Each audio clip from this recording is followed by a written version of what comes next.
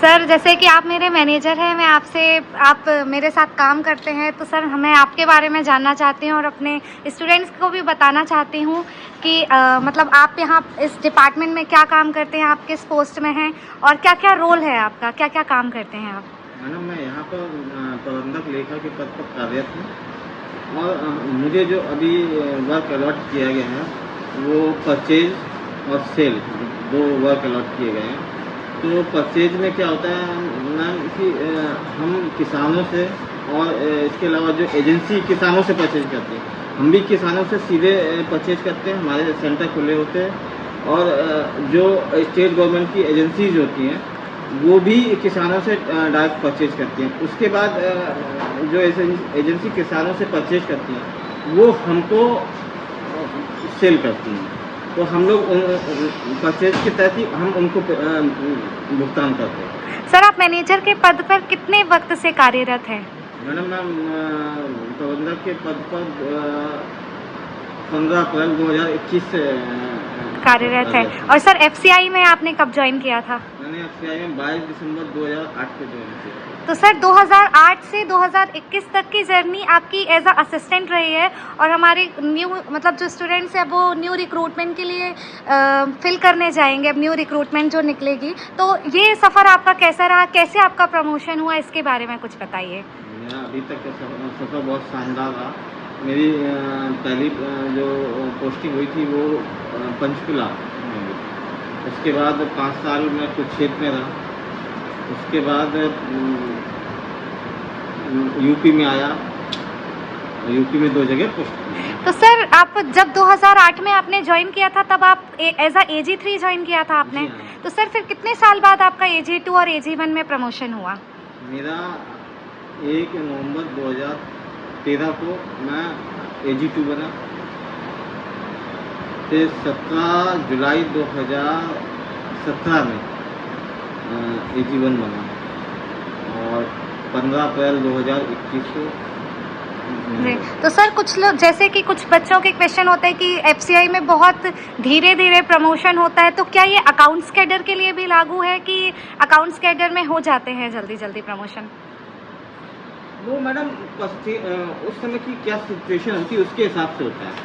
अब जैसे देखा जाए तो इस समय जो प्रमोशन होंगे मैनेजर के लिए उनकी संभावना कम हो गई है, क्योंकि इस समय डायरेक्ट भी रिक्रूट हुए हैं, प्रमोशन के माध्यम से भी आई है और हमारे एफसीआई ने जो एक APS लागू किया जिससे कि जो जूनियर जिन्होंने ज्वाइन कर रखा था असिस्टेंट वगैरह, वो 3 या 5 साल की सर्विस के बाद वो डायरेक्ट भी डिपार्टमेंटल एग्ज़ाम देके मैनेजर बन गए। तो इस वजह से आप थोड़ा सा जो प्रमोशन होंगे कैटेगरी 3 से कैटेगरी 2 यानी असिस्टेंट से मैनेजर के, उन पर थोड़ा सा ब्रेक लगेगा और कम मात्रा में। सर एफसीआई के वर्क प्रेशर के बारे में आप क्या कहेंगे? वर्क प्रेशर तो देखा जाए तो हर जगह होता है, लेकिन यहाँ पे अब हम लोग हमारी पब्लिक से भी डीलिंग डायरेक्ट होती है, क्योंकि डायरेक्ट डीलिंग से मतलब जो किसान होते हैं हम उनको डायरेक्ट भुगतान करते हैं। और अब इस समय 48 आवर में हमको, अगर हमने किसी किसान से कुछ परचेज किया तो 48 आवर में उनको भुगतान करना ही होता है। ये हमारे गवर्नमेंट ऑफ इंडिया और एफसीआई के बीच MOU साइन हुआ है, जिसके 48 आवर के अंदर भुगतान करना ही। जी सर। तो पब्लिक डीलिंग यहाँ भी होती है। और दूसरा जो हम एजेंसी को भुगतान करते हैं तो वो एजेंसी भी किसानों से परचेज करती है, तो उनको भी किसानों को 48 आवर में भुगतान करना पड़ता है। अब एजेंसी जब किसानों को भुगतान कर रही तो उनको भी पैसे की जरूरत होती है, तो वो जो हमको सेल करते हैं तो हम भी उनको भुगतान करते हैं। तो जब हमारे RMS और KMS के 2 सीजन होते हैं तो उस समय हमको प्रेशर ज़्यादा रहता है। जी, मतलब बाकी ये सीज़न की बात होती है सर कि RMS KMS जब होगा तब आपका काम ज़्यादा होता है और आपको उस काम को मैनेज करना होता है, और बाकी टाइम आप उस काम को की वर्क जो रहती है, मतलब जो रिटन वर्क होता है वो करते हैं, बाकी समय जो आपका वर्क होता है। हम लोगों ने इतना काम कि जो हम लोग सीजन में काम करते हैं उसको रिकंसाइल भी करना पड़ता है। जी। अगर रिकंसाइल नहीं करेंगे तो काम का कोई फायदा नहीं, क्योंकि हमने क्या किया, अगर उसको रिकंसाइल नहीं होगा तो क्या पता क्या आउटपुट हमने सही जो किया वो सही किया भी कि नहीं किया। इसीलिए लेखा विभाग में एक वार्षिक तौर पे लेखाबंदी होती है, तो रिकंसाइल करके ही लेखाबंदी, और 2 सीजन होते हैं। अब जैसे RMS का सीजन है, रबी मार्केटिंग सीजन, तो ये मार्च से, पहले तो अप्रैल से शुरू होता था, लेकिन अब मार्च से स्टार्ट होने लगा। मार्च से लेके ये इस बार शायद 17 मार्च से लेके 15 जून तक है। जी। और इसके बाद फिर KMS स्टार्ट हो जाता है। तो ये अभी RMS का चल रहा है, धीरे धीरे सितंबर अक्टूबर तक रिकंसाइल हो पाता, फिर तुरंत बाद KMS स्टार्ट हो जाता है। जो हमारा KMS है वो 2 फाइनेंशियल ईयर को हिट करता है।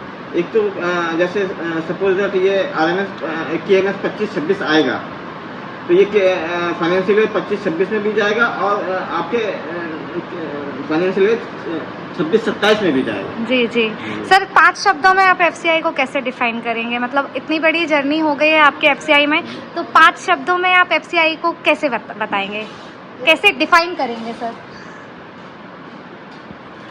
देखा जाए तो FCI का जो भारत के समाज में जो रोल है, वो एक